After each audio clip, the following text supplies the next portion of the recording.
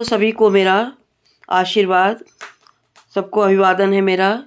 अब आत्मकथ्य कविता का पहले काव्यांश का हिंदी अनुवाद लेकर हम आपके सामने आए हैं। मन लगाकर सुनेंगे तो बहुत सरलता से समझ में आएगा। मधुप गुनगुनाकर कह जाता कौन कहानी यह अपनी, मुरझाकर गिर रही पत्तियां देखो कितनी आज घनी। जयशंकर प्रसाद छायावादी युग के चौथे स्तंभ के रूप में चार जो हैं उनमें एक महत्वपूर्ण इनका स्थान है। और इन्होंने अपनी कथा में देखिए कैसे लिखा है कि भौरे के माध्यम से अपनी बात को उल्लेख करते हुए कहते हैं कि मन रूपी भौरा न जाने गुनगुना करके अपनी कौन सी कहानी कहता है। यानी कवि के जीवन को सुख पहुंचाने वाली खुशियां एक एक करके उसका साथ छोड़कर चली गईं। यानी जो हरे हरे पेड़ों से लदे हुए पेड़ थे, पत्तियां सब उनका साथ छोड़कर गिर रही, उनको कवि देखकर कहता है कि सारी खुशियां एक एक करके उनके जीवन से समाप्त होती चली गई।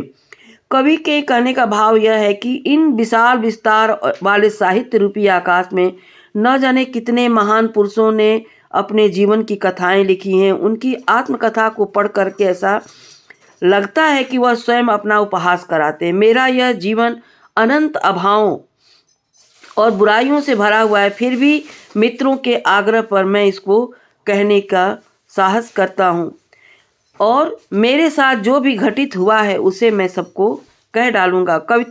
कवि के कहने का भाव यह है कि इस अवस्था का में जो भी व्यक्ति किसी न किसी कारण से दुखी है, उसके जीवन में कोई न कोई घटना घटित अवश्य हुई है।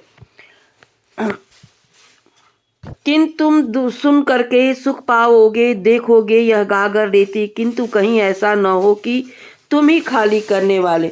कवि के कहने का भाव यह है कि क्या तुम मेरी कहानी को सुनकर सुख प्राप्त कर पाओगे।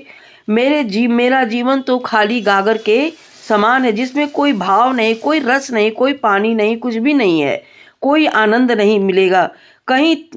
कवि कहता है कि मेरे जीवन में तो भाव ही नहीं है, खाली घड़े के समान है, सिर्फ दुखी दुखों का अंबार था। कवि को यह भी लगता है कि कहीं आप ही जैसे लोग तो नहीं थे जो मेरे जीवन को खाली घड़े के समान बनाने वाले थे। अपने को समझो मेरा रस ले अपनी भरने वाले। मेरे जीवन के आनंद को लेकर के कहीं ऐसा तो नहीं कि आप ही ने अपने जीवन को आनंदित बना लिया। यानी मेरे अभाव भरे खाली जीवन को देख करके कवि कहता है कि आपको किसी प्रकार का कोई सुख नहीं मिलेगा। कवि के कहने का तात्पर्य यह है कि जहाँ जीवन में सिर्फ अभाव ही अभाव है, दुख ही दुख है, वहाँ पर मेरी आत्मकथा को सुनकर किसी को भला क्या ही आनंद मिल सकता है। बच्चों, अब दूसरे काव्यांश के दूसरे भाग में अब हम अगली कक्षा में मिलेंगे।